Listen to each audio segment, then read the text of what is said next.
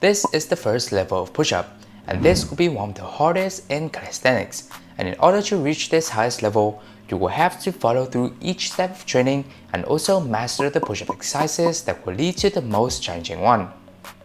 So in today's video, I will share with you guys the first 10 levels of push-up that you should do when starting calisthenics. And by knowing what level you are currently at, it will be much easier to keep track of your training. For example, if you want to unlock the next progression, now you will know that you must first master your current level and also train with the previous exercises to continuously increase your strength.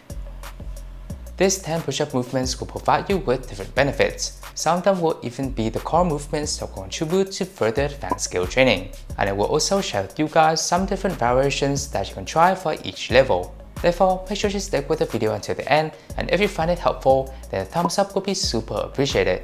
Okay, let's get right into it. The first push-up level is the incline push-up. At this level, we'll mainly train with some objects to reduce the weight and make it easier for you to get used to the push movements. And to maximize the effect of this exercise, you should also do it in the correct way, which is go all the way down and up while maintaining your body in a straight line. This will apply to all push-up levels, and only by that you can gain more strength and also make progress faster. Level 1 will also have two other variations that you can try, which will be the wall push-up and the knee push-up. So the training order will be the wall push-up, then the incline, and finally the knee push-up. Keep in mind that all of the different variations that I'm sharing with you guys are only examples, so that you will have more choices for your current physiques. And then I would recommend you listen to your body and make adjustments to have a training routine that is the most suitable for you. And when you have accomplished the first level, let's set a goal for 15 reps of each, then you can continue to the next one, and we will have the regular push-up. This level of push-up is the one that you should focus on the most, and the reason is that by only mastering the regular push-up first, you will then be able to increase the strength for further push movements. The regular variation will target mostly all of your upper body muscle groups, such as your shoulders, chest, core muscles, and your arm strength. And there's also a way to have more effect for level 2, which you will use a resistance band. Place it around your body like this to increase the weight of the exercise, and this will work even better if you have a bigger one. So if you want to try out something new, then you can add this one to your schedule. And once you can do at least 10 reps of push-up with good form, you will now be able to reach the next level, and we will have the diamond push-up. To do the movement, all you have to do is place your hands closer together and form a diamond shape. Then you will continue to do the push-up. Since your hands are in a closer position, you will find it a bit harder to control your body when going up and down. But don't worry, because you'll get the hang of it after training for a while. And if you could go all the way down until your chest reaches your hands throughout the whole set, you will be able to target your chest muscles a lot more. So if we have to keep our hands closer for the diamond push-up, there will also be a variation where we'll have to place them wider. So we'll come to the next level, and it will be the wide push-up. For this exercise, your hands should be wider than your shoulder a bit, and I prefer to rotate my hands to an angle like this to avoid wrist pain. For both the diamond and wide push-up, I would recommend you do 10 reps before going to the next level, and try your best to get comfortable training with them, so you will not only become more flexible when doing push-ups, but also increase more strength for the upcoming exercises. The fifth push-up level will be the elevated push-up. This variation is just the same as the incline push-up, but just the other way around, which you will now place your feet on the higher object. The difference between the two exercises is that the incline push-up will reduce the weight of your upper body, so you will be able to get used to the push-up movements. And for the elevated push-up, your upper body will now have to bear more weight, and therefore you can build more of your strength. And with the elevated push-up, I have shared with you guys the first 5 levels of push-up in calisthenics.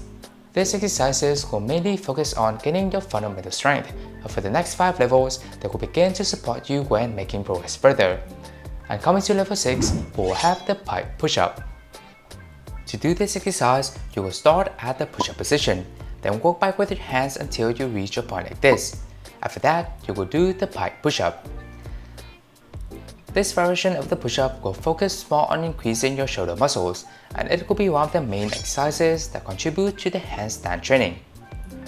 For this exercise, you can also combine it with the previous level, and we will have the elevated pike push-up.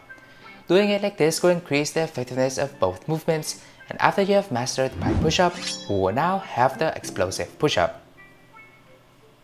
All you have to do is when you're pushing up, try your best to do it with all your strength, and you can gain more momentum by holding here for a bit. This is one of the exercises that will support you in gaining more of your push-up strength, and you can also try out the clap push-up, which is the harder version for this level. Accomplish both variations with 10 reps, and then you can reach the next one, which will be the dips.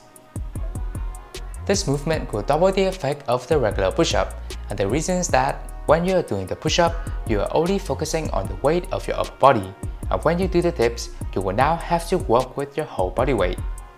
To max out the effectiveness of the exercise, try to maintain your shoulders in a position where it is pushed all the way up, then go down until your arms reach a 90-degree angle, and always keep your body straight.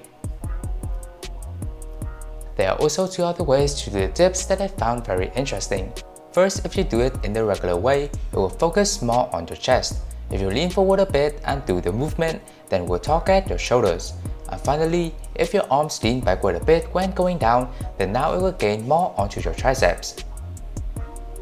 I often train with the regular dips because it will still target the 3 muscle groups. It is just that the other ways will focus on each of them more. So if you're interested, then you can try them out, and after you can easily do 10 reps, then now we'll come to level 9, which will be the archer push-up. To do the exercise, you will place your hands the same as the wide push-up, but just a bit wider so you will have more space to do it. And now instead of following through the regular movements, you will go down each arm at a time. This exercise will train your arms separately, by that it will support you when going for the one-arm push-up. Our goal for each set of archer push-up is 10 repetitions. And finally, for our last level, which is also the variation that I think the most challenging when starting your journey, is the pseudo push-up. Besides focusing on your strength, this is one of the core movements that support you to do the planche, which will be one of the final levels of push-up when you are doing it with a skill. By training with a pseudo push-up, you will also be able to start unlocking your superhuman strength, which is a type of strength that you will need for further training in calisthenics. To do the exercise, you can check out this video where I will not only share some tips on how to master the pseudo push-up, but also the 3 training levels for the planche that you can follow. And with that, I've shared with you guys the first 10 levels of push-up in calisthenics. Try your best to train with them consistently, and remember to also have rest days so the muscles will have time to heal and recover. Make sure to hit the like and subscribe button if you enjoyed the video, and well then, stay safe, stay healthy, stay workout, and we'll see you in the next one.